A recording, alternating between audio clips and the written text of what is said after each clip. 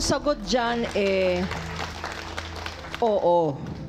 May nalalabag. May nalalabag na batas. Dalawa ang masasabi ko. Isa, oral defamation. Ano po sa Tagalog ang oral defamation? Pagsisira ng reputasyon ng tao, no? Sa pamamagitan ng salita.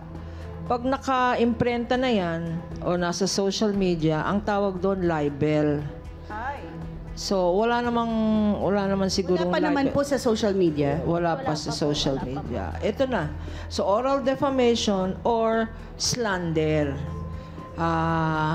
Ganun din yung pagsisira ng reputation. Ngayon, yung sinasabing ebidensya, tama si Judith yun. Tama si Judith. Ang kutob ay hindi ebidensya. At saka, ikaw ay isang store owner.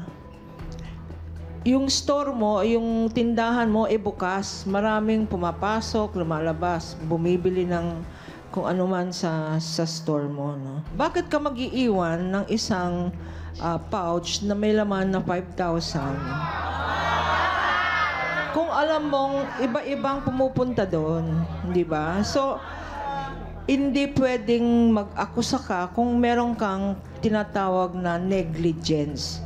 Hindi mo inalagaan ang pouch mo, lalo na may laman na yon. Ngayon, kunyari, tinan mo naman ang character ni Judith, no? Wala naman siyang reputation na nagnanakaw sa barangay. Wala naman siyang reputation na naninira ng reputasyon ng iba. Yung 5,000 tsaka yung pouch, mapapalitan yan o mahahanap mo kung saan.